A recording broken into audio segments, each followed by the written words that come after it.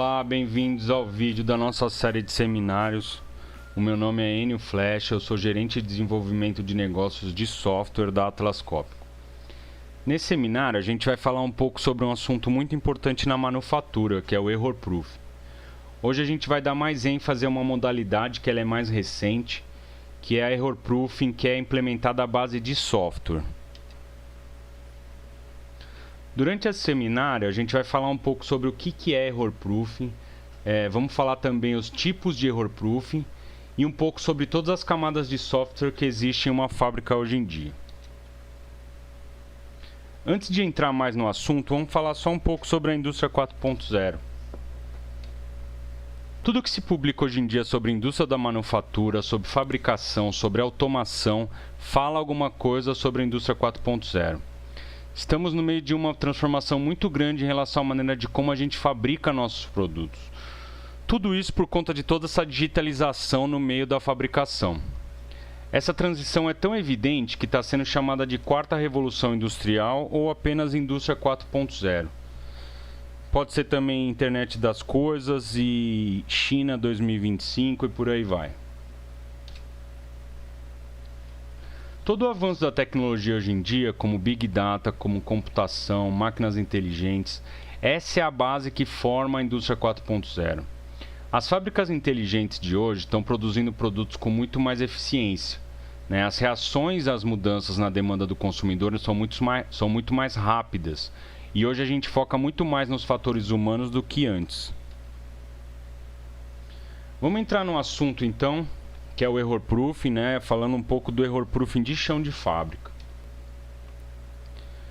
Vamos começar então do começo. Então a pergunta é, o que é Error Proofing, né? Todo mundo que já trabalhou na fábrica, em linha de produção, na manufatura, sabe que Error Proofing é uma maneira de evitar erros.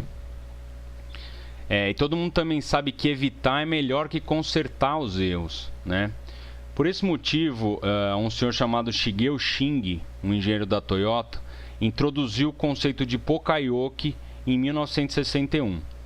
O termo inicial, na verdade, era Bakayoke. Bakayoke significa prova de idiotas. Por razões óbvias, o senhor Shigeo teve que mudar esse nome, né, porque não pegou bem na época.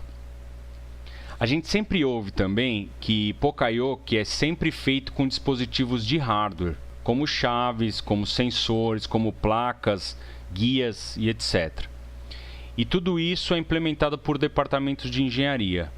Isso, na verdade, é uma meia-verdade. Pokayoke pode ser qualquer coisa que ajude a evitar um erro. Ele pode ser um dispositivo físico, né? Pode ser um procedimento, ele pode ser um software, ou até mesmo um inspetor que fica de olho ali na fabricação. Vamos fazer o exemplo, então. Digamos que a gente tem que aparafusar 3 parafusos, um com 5, um com 10 e um com 15 newtons, usando uma ferramenta só de 10 newtons. Como que seria esse resultado? O primeiro de 5 ficaria ótimo, né? Ficaria fantástico. O outro de 10 ficaria ok. E o de 15 ficaria totalmente solto. E o mesmo vale para o Error Proof. Para garantir que o Error Proof seja eficaz, a gente precisa conhecer os tipos de erro que estamos tentando evitar. Pesquisas feitas no passado mostram que a maioria dos erros de chão de fábrica são cometidos por humanos, seguidos depois por métodos e por materiais. Uma pesquisa de 2017, patrocinada pela GE, atribuiu diretamente 23% do tempo de inatividade não planejada da produção apenas ao erro humano. Hoje em dia, com as constantes variações de produto decorrentes das demandas do consumidor, esse número tende a aumentar ainda mais. Essa é uma das razões pelas quais a indústria 4.0 considera o fator humano como um dos pilares principais da fábrica do futuro. Isso é verdade, ao contrário do que a gente acha que as máquinas substituirão totalmente os seres humanos. Na verdade, os seres humanos eles vão desempenhar papéis muito importantes no chão de fábrica no futuro. Mas por que a gente sempre fala que Error Proofing gera economia de custos? A gente trouxe aqui mais um exemplo. O exemplo agora é a respeito da NASA, a respeito de uma nave chamada Mars Orbiter, na verdade chamava, né? A aeronave custou 327 milhões e ela foi destruída por causa de um erro de conversão entre unidades de medida. Utilizamos então o error proofing para melhorar a qualidade e aumentar o tempo de disponibilidade. Além das razões comumente conhecidas para o error proofing, as fábricas do futuro farão o error proofing para permanecer ágeis e ainda mais relevantes.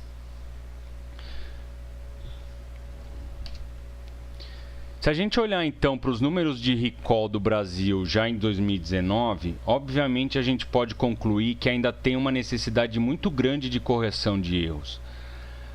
A conclusão, na verdade, não tão óbvia que pode ser derivada da indústria 4.0 em mente, é que os modelos tradicionais de fabricação hoje em dia já não são tão eficazes nos processos de alta variabilidade que são impulsionados pela demanda do consumidor de produtos altamente personalizados. Vamos dar uma olhada então nessa figura onde mostra a evolução dos sistemas baseados em hardware e dos sistemas baseados em software.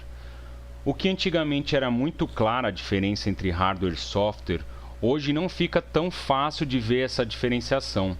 Hoje em dia os sistemas são muito integrados entre hardware e software, principalmente pelo fato dos sistemas de software ser muito mais fáceis de implantar, muito mais fáceis de configurar, muito mais rápidos de personalizar também.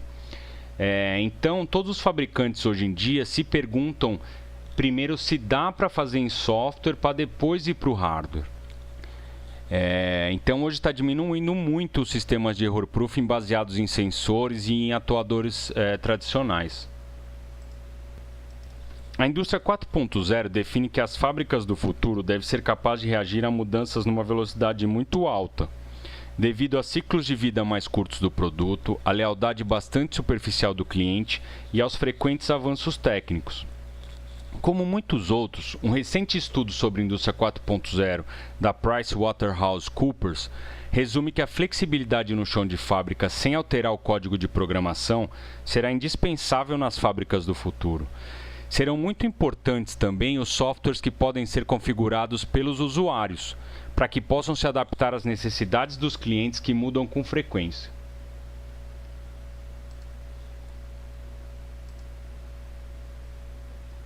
Vamos falar um pouco então sobre o cenário do software na manufatura.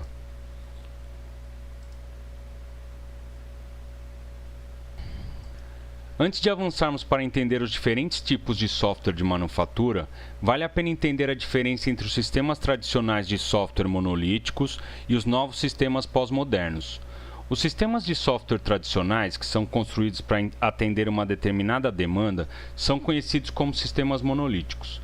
Esses sistemas geralmente são personalizados para combinar processos de negócios e de produção por um único fornecedor. Como resultado, fica muito difícil de se adaptar às mudanças do negócio. Esses sistemas ditam como o negócio funciona. A maioria dos chamados MES tradicionais, de terceiros ou nacionais, é um bom exemplo de sistema monolítico. Pelo contrário, os sistemas pós-modernos são mais orientados para o usuário e mais simples que seus predecessores. Eles são geralmente modulares e principalmente uma integração de vários produtos de software que funcionam perfeitamente. E mais importante, esses sistemas permitem que as empresas decidam como seus negócios operam e mudam.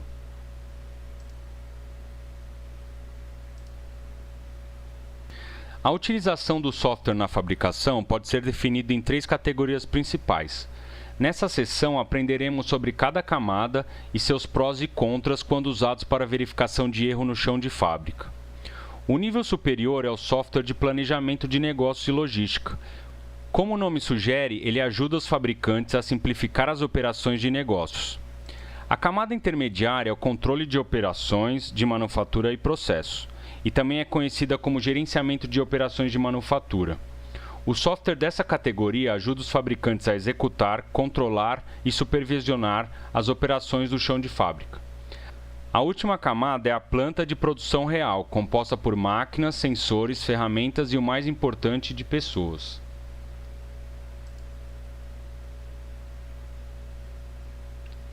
Os fabricantes costumam fazer essa pergunta de $1 milhão. Por que não posso ter um software que faz tudo do que preciso? A verdade é que um software abrangente seria o chamado faz de tudo um pouco. que não consegue acompanhar o cenário de produção em rápida mutação. Tal software tende a ser mais focado em alguns aspectos do negócio do que em outros. Como resultado, os fabricantes acabam com um sistema que é limitado e com muitos gaps. Por exemplo, um sistema focado em ERP seria realmente bom em atendimento ao cliente, contabilidade e funções de RH, mas medíocre em engenharia, TI, etc. Um sistema com foco em máquinas seria realmente bom em controle de engenharia, de manutenção e processos de planta, e não tão bom em RH, CRM, etc. E o tipo mais comum, o sistema com foco no processo toca levemente todos os aspectos do negócio, com foco nas atividades de produção de planta.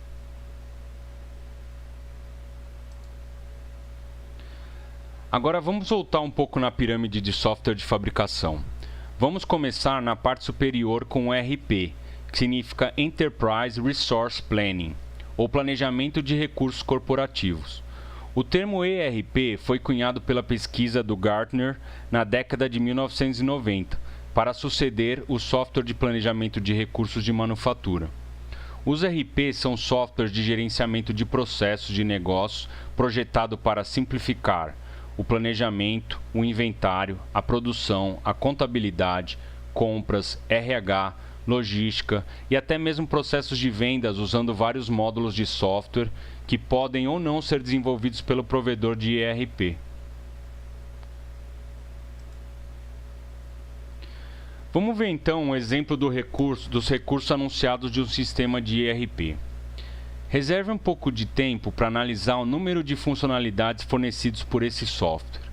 Um único sistema capaz de executar tantas funções. Fantástico, né? Agora quero chamar sua atenção para as 4 funções marcadas em vermelho. Se você se lembra, a chamada MES da pirâmide disse que essas funções pertenciam ao sistema MES. O ponto mais difícil é, um código de software personalizado pode mesclar funcionalidades de vários sistemas em um único software. Além disso, vale a pena notar que os ERPs estão focados no planejamento de negócios em algumas funções do MES, mas a extensão de um ERP até o chão de fábrica para funções de error proofing é muito rara.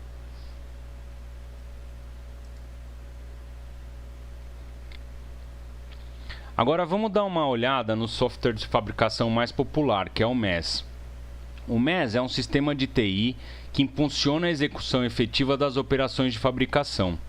Em termos simples, o MES executa o plano de produção, controla especificações, recursos do chão de fábrica e coleta os dados. Os MES são soluções desenvolvidas internamente e mantidas por especialistas internos ou fornecidas por fornecedores terceirizados. MES tradicionais poderiam ser fornecidos como um módulo do ERP ou de um sistema independente. Atualmente, muitos MES modernos estendem-se em ambas as direções, para executar funções acima de um ERP, bem como funções abaixo de um software de error proofing de chão de fábrica. Bom, pessoal, a solução baseada em MES, ou aquelas chamadas locais, são métodos muito utilizados para error proofing dentro da fábrica. E isso tem razões muito boas. É porque o MES tem uma ampla acessibilidade de dados e uma integração muito grande com outros sistemas das plantas, o que pode criar a ilusão de um sistema de baixo custo para error proofing, né? Principalmente para os erros humanos do chão de fábrica. Mas os MES foram projetados principalmente, são realmente bons em programação, controle de processos e gerenciamento de manutenção. O uso do MES para isolamento de erros no chão de fábrica seria extremamente eficaz se os erros no chão de fábrica estivessem relacionados às máquinas. Mas sabemos que a maioria dos erros do chão de fábrica são erros humanos, como pular etapas, usar ferramentas incorretas, colocar partes incorretas no produto, etc.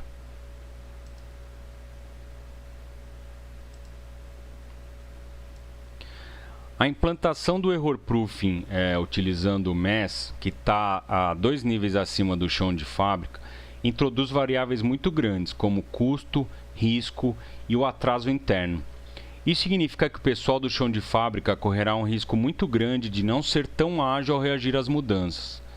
Cada mudança nesse sistema tem que ser elevada a 2 níveis acima do chão de fábrica, ser processada para depois voltar para o chão de fábrica. Isso acaba tirando o controle de erros de chão de fábrica da equipe de chão de fábrica.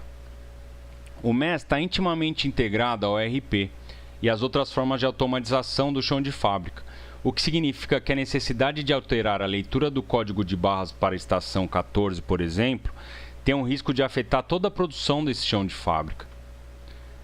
Isso torna o processo de solicitação e gerenciamento de mudança extremamente complexo. Além disso, os MES chamados monolíticos não são projetados tendo em mente os trabalhadores do chão de fábrica.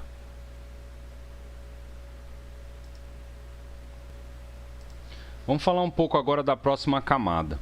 A próxima camada é a camada do supervisório, também chamado de escada, e o PLC.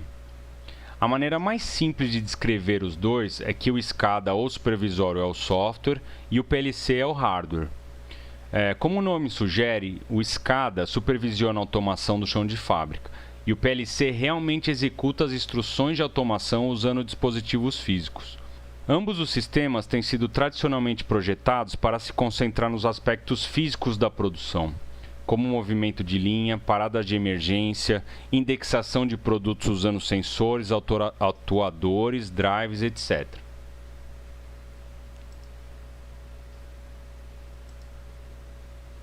As soluções baseadas em PLC, que utilizam dispositivos físicos, são a forma original de implantação de error proofing de fábrica na manufatura. Tais soluções são fáceis de implantar se os dispositivos físicos já existirem. Além disso, a solução de problemas e o conhecimento de manutenção dos sistemas baseados em PLC geralmente estão disponíveis internamente nos grupos de engenharia de controle. Agora, vamos falar das desvantagens das soluções baseadas em PLC. A desvantagem mais importante do error proofing no chão de fábrica utilizando PLC é que eles são projetados para máquinas e processos lógicos e não focado nos operadores de chão de fábrica. Outra desvantagem é que essas soluções tendem a se tornar muito específicas, portanto, sua adaptação a uma mudança no processo, em alguma parte ou pessoal, é muito cara. E por último, o dimensionamento e atualização de soluções baseadas em PLC precisam de quantidades incrementais de dispositivos físicos dispostos em todo o chão de fábrica, comparando isso com a infraestrutura Wi-Fi existente para dimensionar o software.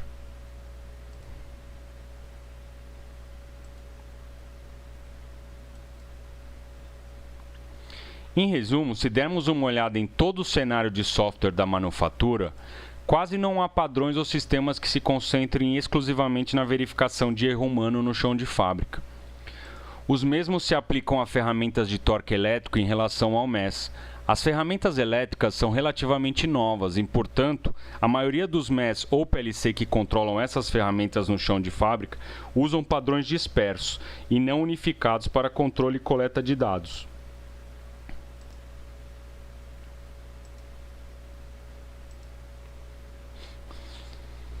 Tudo o que a gente falou foi do lado do problema. Agora vamos colocar um pouco o chapéu da solução. Quais seriam as principais características de um sistema de error proofing de chão de fábrica que você gostaria de ter? Idealmente, seria uma plataforma aberta, com foco exclusivo na detecção de erros de chão de fábrica, especialmente de erros humanos, que cobrem a maioria dos erros de chão de fábrica. Seria flexível para facilitar o gerenciamento de mudanças. Ele daria o poder de decisão de volta ao usuário, se ele quiser configurá-lo por conta própria ou pagar um serviço de configuração simples. Seria facilmente escalável de uma única estação para a linha toda, para uma empresa inteira, abrangendo o alcance global. E por isso integraria perfeitamente com ERPs monolíticos, MES e PLCs.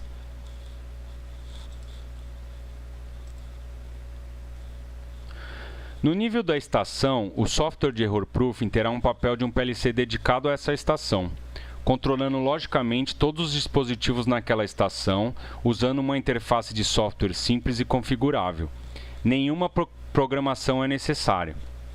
Isso significaria orientação interativa do trabalhador com imagens, vídeos, RFID, scanners de código de barra para instalar apenas peças corretas, controle de ferramentas elétricas, habilitando automaticamente a ferramenta correta, utilização do programa de aperto correto no momento certo, aceitar interrupções de dispositivos como PLCs, sensores, testadores, câmeras de visão ou outros dispositivos TCP/IP, e coleta unificada de dados em parafusos, partes e também identificador do operador.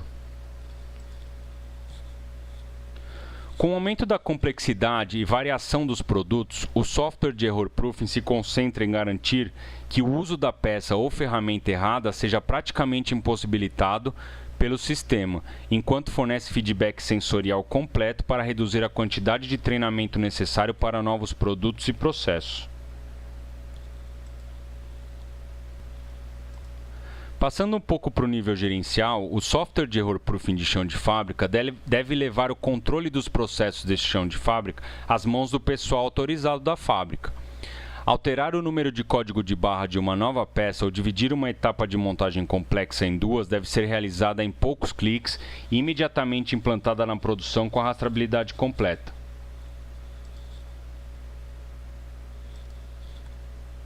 Com isso, os dados importantes para a manufatura de chão de fábrica estarão disponíveis em tempo real em todos os dispositivos conectados para visualização e análise.